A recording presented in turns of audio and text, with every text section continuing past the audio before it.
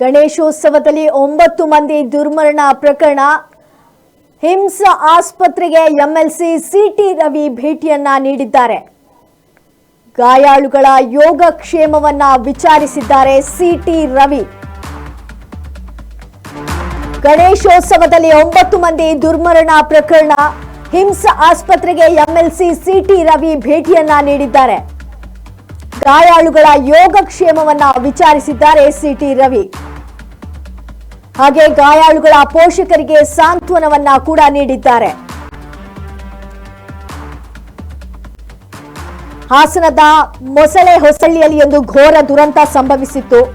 ಇದರಲ್ಲಿ 9 ಮಂದಿ ದುರ್ಮರಣವನ್ನ ಅಪ್ಪಿದ್ರೆ ಉಳಿದವರನ್ನ ಹಿಮ್ಸ್ ಆಸ್ಪತ್ರೆಗೆ ದಾಖಲು ಮಾಡಲಾಗಿತ್ತು. ಅವರು ಗಾಯಗೊಂಡಿದ್ರು.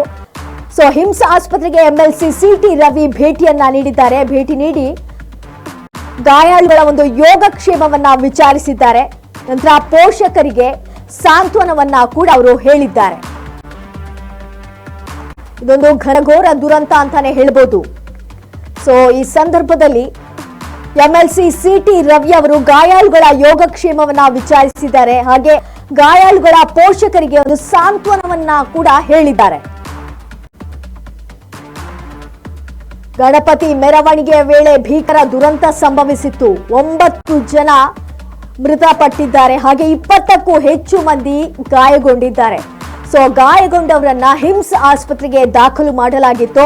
ಆ ಹಿಮ್ಸ್ ಆಸ್ಪತ್ರೆಗೆ ಎಂಎಲ್ಸಿ ಸಿಟಿ ರವಿ ಅವರು ಕೂಡ ಭೇಟಿ ನೀಡಿ ಗಾಯಾಳುಗಳ ಯೋಗಕ್ಷೇಮವನ್ನ ವಿಚಾರಿಸಿದ್ದಾರೆ. ಅದರ ಜೊತೆಗೆ ಗಾಯಾಳುಗಳ ಪೋಷಕರಿಗೆ ಸಾಂತ್ವನವನ್ನ ಕೂಡ ನೀಡಿದ್ದಾರೆ.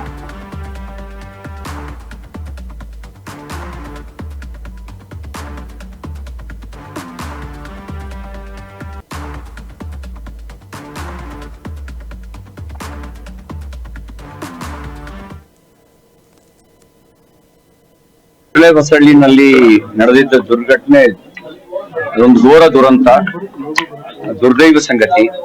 ಇಂಜಿನಿಯರಿಂಗ್ ಓದ್ತಾ ಇದ್ದಂತ ಹುಡುಗರು, ಬೇರೆ ಬೇರೆ ಕಡೆಗಳಲ್ಲಿ ಕೆಲಸ ಮಾಡ್ತಿದ್ದವರು, ಇವರೆಲ್ಲರೂ ಕೂಡ ಸಂಭ್ರಮದಲ್ಲಿದ್ದಾಗ ವಿಧಿ ಈ ರೀತಿ ಒಂದು ಘೋರವಾಗಿರ್ತಕ್ಕಂಥ ದುರಂತಕ್ಕೆ ಕಾರಣ ಆಗಿದೆ. ನಾನು ಯಾರನ್ನು ದೂರಕ್ಕೆ ಬಯಸೋದಿಲ್ಲ. ಏನಾಯ್ತು ಅಂತ ಅನ್ನುವಂತ ಪ್ರತ್ಯಕ್ಷದರ್ಶಿಗಳು ಹೇಳಿಕೆ ಕೇಳಿದಾಗ ಅಚಾನಕ್ ಆಗಿ ರೋಡ್ ಕ್ರಾಸ್ ಮಾಡಿ ಕ್ಯಾಂಟರ್ ಗಾಡಿ ನುಗ್ತು. ವಿತಿನ್ ಸೆಕೆಂಡ್, ಒಂದೇ ಕ್ಷಣದಲ್ಲಿ ಅನಾಹುತ ಆಗೋಯ್ತು ಅನ್ನೋದನ್ನ ಹೇಳಿದ್ದಾರೆ. ಇನ್ನು ಪೊಲೀಸರು ಅದನ್ನ ತನಿಖೆಯನ್ನು ಮಾಡ್ಬೇಕು. ರಾತ್ರೋರಾತ್ರಿ ಇಲ್ಲಿಯ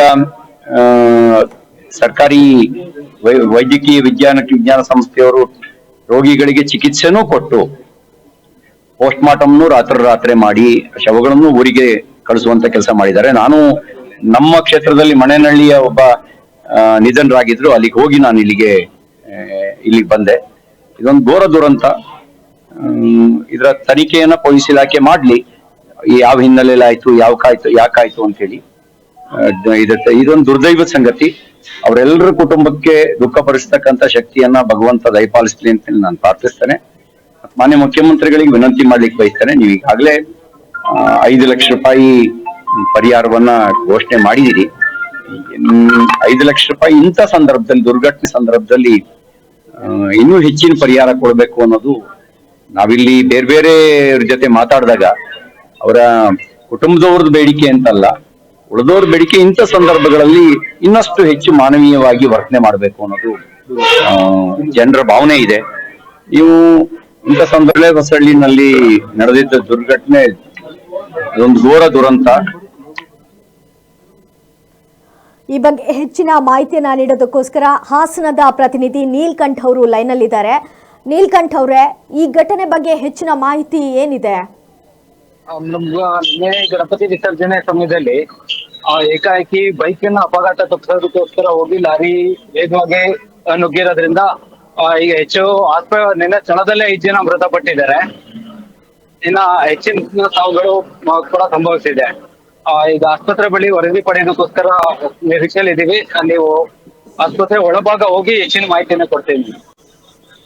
ಓಕೆ, ಎಷ್ಟು ಮಂದಿಯನ್ನ ಅಲ್ಲಿ ಆಸ್ಪತ್ರೆಗೆ ದಾಖಲು ಮಾಡಲಾಗಿದೆ ಮಾಹಿತಿ ಇದೆಯಾ?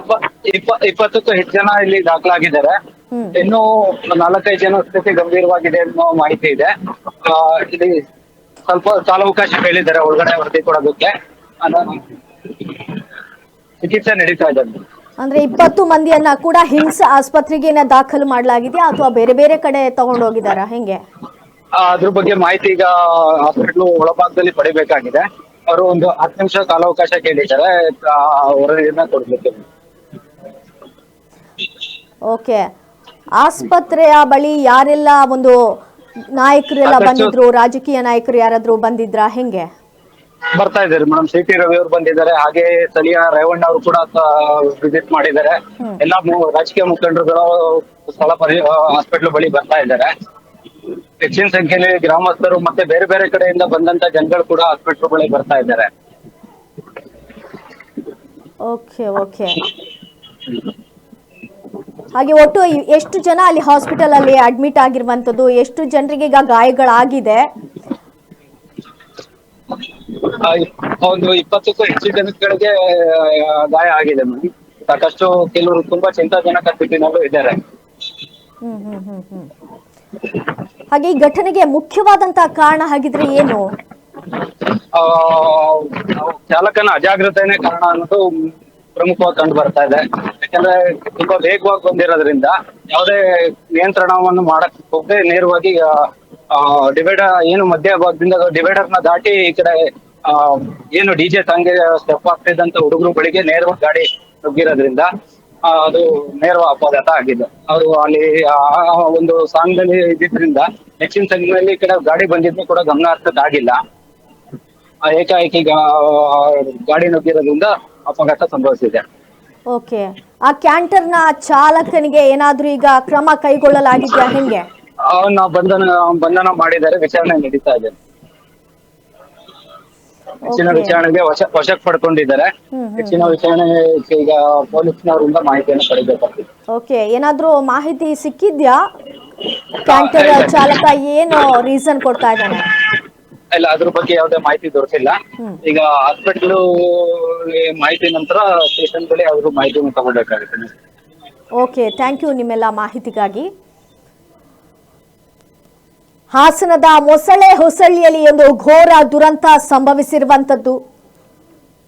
9 ಮಂದಿ ಮೃತಪಟ್ಟಿದ್ದಾರೆ, ಹಾಗೆ 20ಕ್ಕೂ ಹೆಚ್ಚು ಮಂದಿಗೆ ಗಾಯಗಳಾಗಿದೆ, ಹಾಗೆ 3 ಜನರಿಗೆ ಗಂಭೀರ ಗಾಯಗಳಾಗಿವೆ ಅನ್ನುವಂತ ಮಾಹಿತಿ ಕೂಡ ಲಭ್ಯ ಆಗ್ತಾ ಇದೆ. ಇದರಲ್ಲಿ ಇಂಜಿನಿಯರಿಂಗ್ ವಿದ್ಯಾರ್ಥಿಗಳು ಕೂಡ ಇದ್ರು, ಹಾಗೆ ಅಲ್ಲಿ ಆರ್ಕೆಸ್ಟ್ರಾ ಕೂಡ ಇತ್ತು. ಸೌಂಡ್ಗೆಲ್ಲ ಈ ಗಾಡಿ ಬಂದಿದ್ದು ಕೂಡ ಯಾರಿಗೂ ಗೊತ್ತಾಗ್ಲಿಲ್ಲ. ದಿಢೀರಂತ ಅಲ್ಲಿದ್ದವರ ಮೇಲೆ ಹರಿದುಕೊಂಡು ಹೋಗಿದೆ.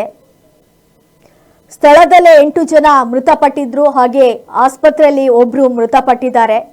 ಕೆಲವರು ಇಂಜಿನಿಯರಿಂಗ್ ವಿದ್ಯಾರ್ಥಿಗಳು, ಅಂದ್ರೆ 3 ಜನ ಇಂಜಿನಿಯರಿಂಗ್ ವಿದ್ಯಾರ್ಥಿಗಳು ಕೂಡ ಇದರಲ್ಲಿದ್ದು, ಹಾಗೆ ಉಳಿದಂಥವರು ಗಾಯಗೊಂಡಿದ್ದಾರೆ. ಅವರನ್ನ ಹಿಮ್ಸ್ ಆಸ್ಪತ್ರೆಗೆ ದಾಖಲು ಕೂಡ ಮಾಡಲಾಗಿದೆ. ಹಿಮ್ಸ್ ಆಸ್ಪತ್ರೆಗೆ ಎಂಎಲ್ಸಿ ಸಿಟಿ ರವಿ ಅವರು ಕೂಡ ಭೇಟಿಯನ್ನ ನೀಡಿದ್ದಾರೆ. ಗಾಯಾಳುಗಳ ಯೋಗಕ್ಷೇಮವನ್ನ ವಿಚಾರಿಸಿದ್ದಾರೆ. ಅದರ ಜೊತೆಗೆ ಗಾಯಾಳುಗಳ ಪೋಷಕರಿಗೆ ಸಾಂತ್ವನವನ್ನ ಕೂಡ ನೀಡಿದ್ದಾರೆ.